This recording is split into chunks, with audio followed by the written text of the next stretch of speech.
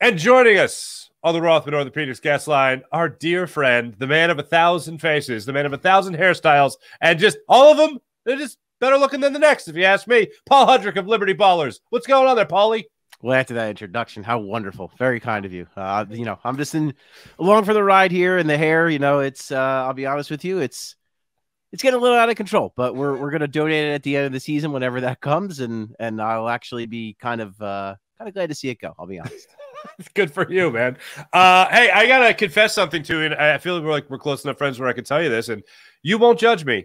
I'm bored. Paul, I'm bored. I was entertained, I will say that, by the 76ers regular season. I was entertained by what will most likely be Joel Embiid's first MVP. But when it comes to the overall accomplishment of the team, I'm just worried about the second round. I'm not even – everything else has been a warm-up to getting past the first round of the playoffs to get to the second round. Am I wrong? Am I wrong for being bored, Paul? Am I wrong?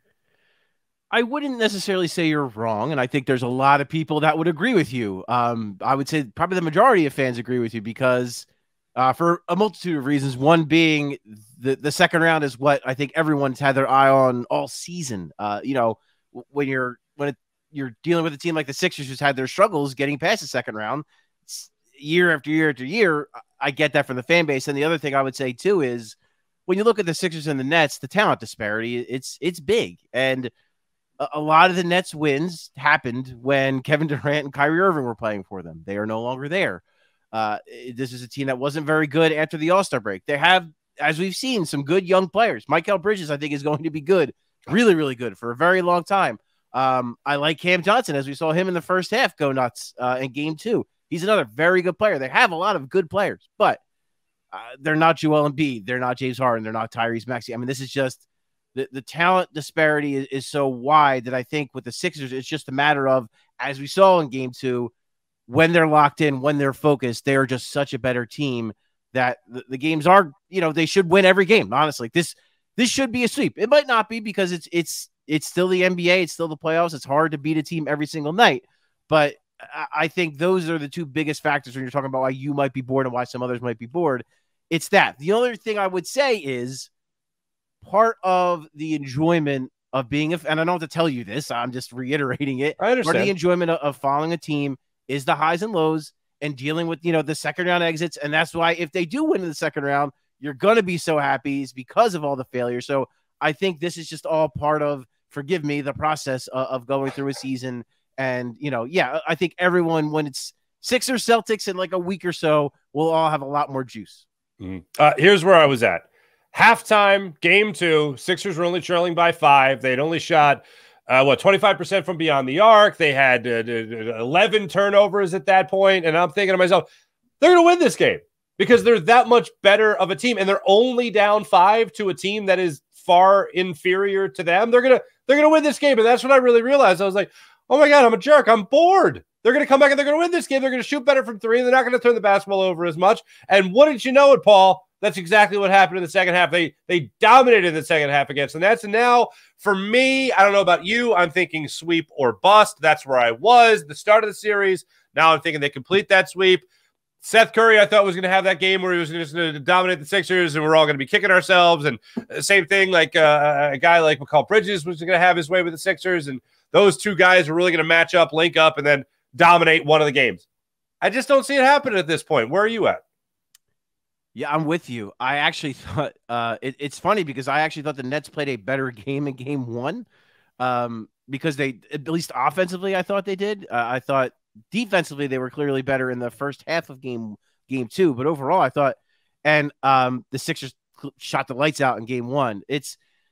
And I think too, Mark, like when you look at the way, and I'm sure we're going to get into it, when you look at the way they're defending Joel Embiid, that's your signal that they know that they don't have a chance. Like really, and I'm not saying that's not to take a shot at the Nets, but it's like you don't play like this unless you know this is your only chance. Is to just, and even Jacques Vaughn has said that, like, create havoc, try to force turnovers, try to basically make the game a track meet and a mess, and that's the only way they're going to win. They accomplished it for parts of one half of basketball. They also got aided again by a guy like Cam Johnson, had 22 points in the first half, had 6 in the second half. Like they just don't have Bridges is good. He's ascending. But even he, like in the first game, he had like 24 in the first half and had like, I think 8 in the second. Like they don't have that guy that can just kind of get them through. And the Sixers have, as we've seen, if you take Joel Embiid away, they have this guy named James Harden who was really good in game 1. If you take away both of them, they have this guy named Tyrese Maxey who was really good in game 2. And the unsung guy to me, Tobias Harris, has been really good in both games. So I think with the Sixers, I think what you're seeing is, and they talked about this at practice today, is this is a team that has multiple ways to win. And so unless you also have multiple ways to win and you have the talent to match them, it's going to be a really hard thing. They're going to be a really hard team to beat. And this Nets team just doesn't have the talent and just can't compete with them. Mm-hmm. How concerned should I be with James Harden and what has been talked about so many times, the James Harden playoff exit before the team's playoff exit? Where are you at on James Harden? Are you going to ride a high with him into the playoffs? Do you think he's going to disappear? What's your confidence level right now on James Harden helping this team not only reach the second round, of course, but get past it? It's a little concerning the way he's not been able to finish inside the arc. I will say the Nets do have, we talk about the young talent they have. They do have it. I mean, they have long, really good athletic defenders, and that's been a problem for James Harden. And unfortunately, the team they play next does not have a shortage of those things either. So the inability to finish inside the arc is a little bit concerning. Now, I never like to look at officiating. It's just not something I love to do. But I will say I do kind of agree with Joel Embiid's assessment that you're talking about a guy in James Harden who has the 6th most made free throws in NBA history. He does not have a free throw through 2 games. Now, some credit goes to the Nets. They've done really well to defend him without fouling. But you're going to tell me, because he's tried. He's gone to the rim. He's gotten to the rim. He's tried to draw contact. You're going to tell me this guy has not gotten fouled a single time? Like something doesn't add up there. So, and I will say, I think in general, the first 2 games, and I get it's the playoffs and it tends to happen, but I'd say even from a playoff standard, man, they've been really letting them play. It's fine to me. Like there's been no inconsistency, right? Like they've been calling it both ways. Like neither team has really gotten calls. Like they've been letting the physicality go. They've been letting a lot of stuff go, which I'm okay with as long as you keep it consistent. So I think certain part of that is James' issue is that he went from having, one of the greatest whistles ever for like a decade to now having the complete opposite of that. How ironic that now he's in Philadelphia and that's when that's happening. But it does seem clear that he does have a little bit of a target on his back when it comes to officials. With that said, he's got to find a way. He's a great player. He's got to find a way to finish. He's got to find a way to be better at the rim. I will say it's encouraging that he's getting by people and getting to the rim. I think that's actually an encouraging sign. But if you're a Sixers fan, I certainly understand your concern that he's not been able to finish. And that's something he's going to have to rectify in this series. And if they have any chance, to your point before, if they have any chance of beating a team like Boston, he's going to have to do it in the second round. No one likes us. We don't care unless you're a referee or an umpire. Those are the 2 people that we care whether or not you like us. As far as the defense, you mentioned the defense on Joel Embiid in this series with the Nets here. It does remind me a little bit of Toronto, not just in the begging for foul calls or arguing foul calls left and right, but it's not necessarily just double teaming. It's swarming. It's just kind of all hands on deck just to start the one man they know that could beat them.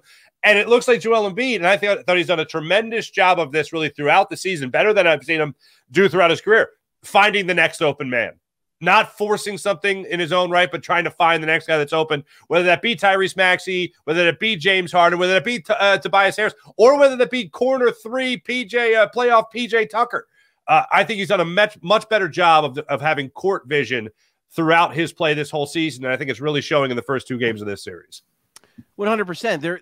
And I would say, like, this strategy is even more brazen than what the Toronto Raptors did. Like, this is like they're doubling him when he catches the ball at the 3-point line. Like this is like audacious. I don't know if I've ever seen a player this aggressively double teamed and trapped ever. And it just speaks to how great Joel Embiid is. But like you said, his decision making through 2 games, I think has been excellent.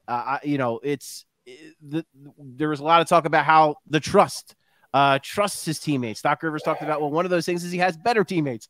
We don't have to get into where maybe he was going with that one, but he clearly trusts Tyrese Maxey. Him and Tyrese Maxey, you know, I would say out of the guys that I've seen Joel play with outside of maybe Jimmy Butler, Tyrese Maxey might be the guy he likes the most. You just see that connection there.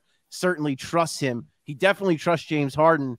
You know, even Tobias. Look, he's been with Tobias for what, like 5 years now, which is crazy to say, but they've been together for a while. So there's definitely a trust there. PJ Tucker, a guy he begged Daryl Morey to go out and get. So I think there is this trust that he has with those teammates.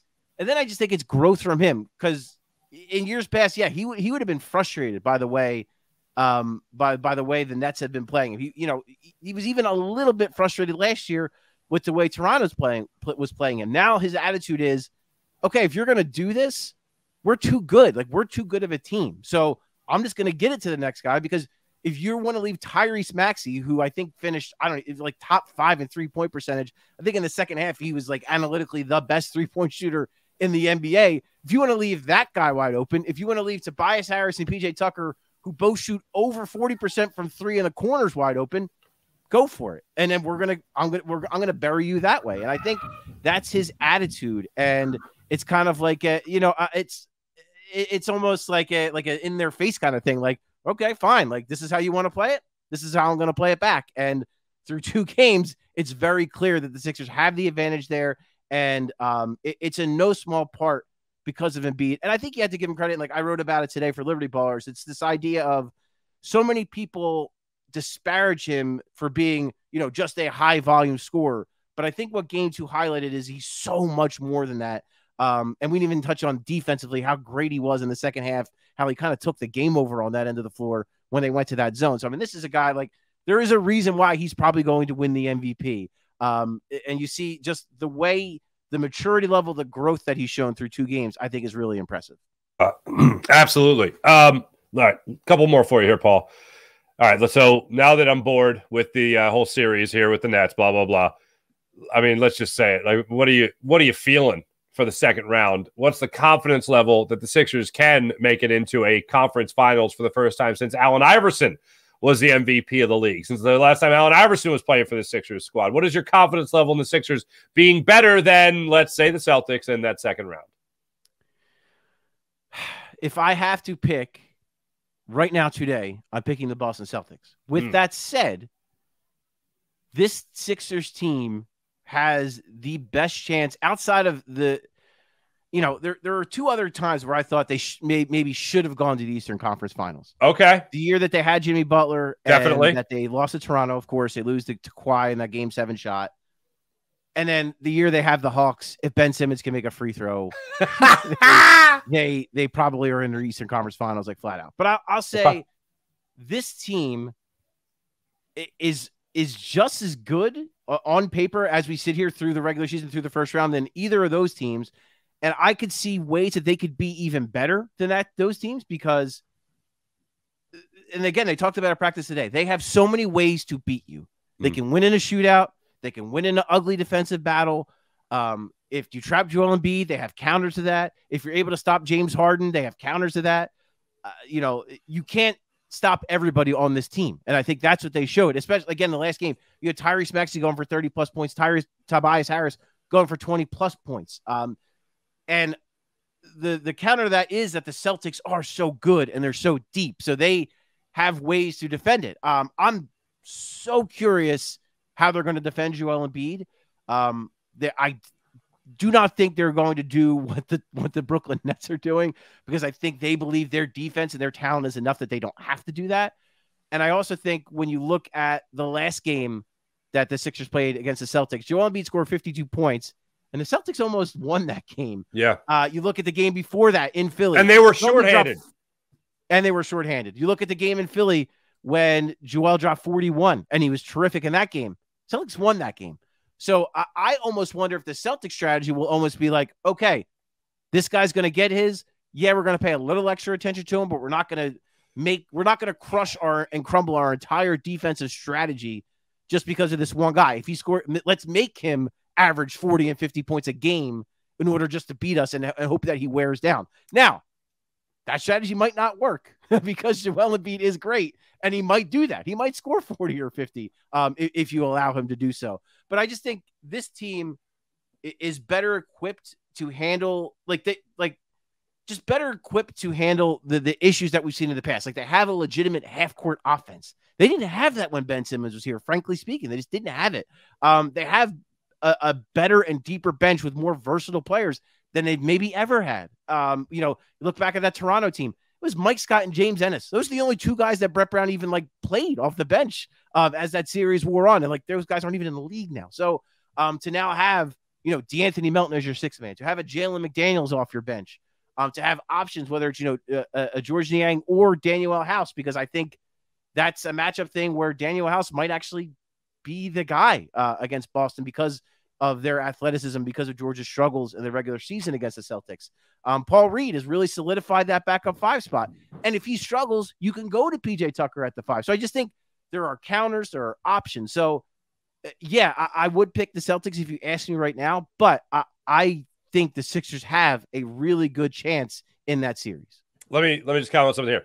The Jimmy Butler Sixers team was the best Sixers team I've seen. And I think that team beats the team that lost to the Hawks and the team that's going to play against the Celtics as of right now. I think this Sixers team is definitely better than the one that lost to the Hawks, but the only one that I think really competes with them is the Jimmy Butler-led Sixers that lost on the quadruple doink that you referenced a second ago. That's where I'm at right now. However, there is something to be said, and we certainly experienced it in 2001 with Allen Iverson. There is something to be said about a player just having a magical year, being the best player on the floor. And if you're the MVP of the league and you're the guy carrying that into the postseason, there's one bright spot that I have, and I think it should be everybody's bright spot. It's that you got Embiid. And if you got Embiid, I know Jason Tatum is incredible and all that, but that's the one thing that gives me hope that this team could actually make it to the Eastern Conference Finals. So I know he's got to be great, but how much do you got to see, or what do you need to see from Tobias Harris continued? What do you need to see from Tyrese Maxey continued? What do you need to see from James Harden in order to make sure that this team does make it past that second round? So real quick, my counter to the Jimmy Butler team. Okay, sure, yeah. The trade, they got him late, if you remember. They got him in, I think, November. Yeah. Teams that make big trades like that, and then they made the trade for Tobias Harris as well at the deadline. That was the deadline, that make trades like that historically, that doesn't work out. They don't win championships. You look at, the Nets or the Suns very well might still win a championship this year, but you see how they've kind of struggled through 2 games, acclimating, as talented as they are. You're right. Acclimating their new pieces, it can be difficult. And then I would also say this version of Joel Embiid compared to that version of Joel Embiid, night and day. And he was really good then. Now he is a superstar, like we said, probably the MVP of the league. And he had the poops. Yeah. Don't forget, he had the poops. He did have the poops, and he's also dealing with he had the knee tendonitis that was also an issue. That's right. So he had a bunch of stuff going on, but he's just such a better player. I don't even think it's comparable. That's how much better a player he is. I agree. With the Celtics, I'm with you that I think Joel Embiid's going to be Joel Embiid. He's going to be great. He's going to get his. He's going to figure it out. Some of my bigger concerns, as I've already touched on James Harden, where I think he's got to be able to finish the rim here and there. Doesn't have to live there, but just here and there to suck the defense in, because then that makes his playmaking more effective. That makes that step back 3 more effective. It just makes him a better basketball player in general. Tyrese Maxey's got to figure out what kind of went wrong for him against Boston, because he struggled through 4 games. He did not play well against the Celtics. It is a tough matchup for him. They have a lot of guards that can defend at a high level. They have Marcus Smart. They have Derek White. They have Malcolm Brogdon. They have, even Tatum and Brown, Tatum and Jaylen Brown. Like, they have players that are really good. And then they have guys that are good at defending the rim. When you're talking about Al Horford, you're talking about Robert Williams. So they have a really good mix of players that can kind of quiet him a little bit. Now, I think part of it too was in his head by the end of it. So I think he needs to figure out ways to get himself going. And when they do pay so much attention to Joel Embiid, when they do pay so much attention to James Harden, he's got to take advantage. He's got to find and pick his spots. With Tobias Harris, it is always quick decisions. The guy just has to not think out there, because his biggest issue to me is that he gets in his own head. When he is playing fast, when he's either taking the open 3 or looking to get downhill and then finishing and just decisively finishing, We saw that in game 2. That was actually the most encouraging thing I think about his game is, him playing in that dunker spot and finishing at the rim strong. That's not something he's necessarily always been great at. Now, going to get tougher when you have to play the Boston Celtics, but that is an encouraging sign to me. And I think everyone else just has to be who they are, right? Like PJ Tucker has to be a loose ball machine, has to play great defense, has to hit corner threes. D'Anthony Melton, same thing. He's going to have to, log some tough minutes against Tatum, against Brown, and he's got to hit open threes. Jalen McDaniels, pretty much the same thing. And he's got to bring the energy. He's got to, crash the offensive glass. He's got to, be switchable. He's got to not commit fouls, which he's struggled with during the season and struggled a little bit with in this series. Same for Paul Reed. So and then I think for Doc Rivers, I respectfully, I really like George Niang. I think, his shooting, it could be game changing when he's hot. You've seen him hit like 4 or 5 threes in a row and change games. With that said, this Boston team is so athletic and just has so much depth and athleticism on the wings that I think Daniel House might be the guy. So is Doc going to have a quick trigger there? Is he going to move away from George if he's struggling? So I think it's a big series from Doc Rivers. I've been encouraged, I will say, about some of the things Doc has done through 2 games, but does that continue through the Boston series? I'm very intrigued. All right. I think we've said all we can say about the Sixers team right now going into game 3 against the Nets. So let's totally change the subject. Last thing I'm asking you, Paul, are you in or out on Bijan Robinson? Oh, man. Are you taking Bijan at 10? Not a 10. If they trade back, okay. Which I don't know if I necessarily love the idea of trading back. I mean, it looks like the edge guys are going to be gone. Their defensive linemen are going to be gone. Yeah. Looks like the top D-backs are going to be gone. So yeah, I mean, they're probably going to draft another offensive lineman. We're all going to and then the guy's going to listen, but then the guy's going to be an all-pro for like a decade, and then we're all going to be like, oh yeah, they smart move, should have done that. Yeah, right. The guy doesn't. He goes a decade without allowing a sack. Yeah, one of those. Right, exactly. Yeah. We all boo. Lane Johnson. Right. Exactly. He's going to be another Lane Johnson. We'll sit for a year, and then it'll be Lane Johnson. And then exactly. We'll all look like idiots. Paul, you do a wonderful job. Make sure you guys read everything Paul puts out there at Liberty Ballers. Check it all out there, right there, libertyballers.com. Follow him on Twitter, of course. The great Paul Hudrick joining us here. Paul, always great catching up with you, brother. Thanks so much. Yeah, and I appreciate you having me on for the most boring time of the year, apparently. I really appreciate it.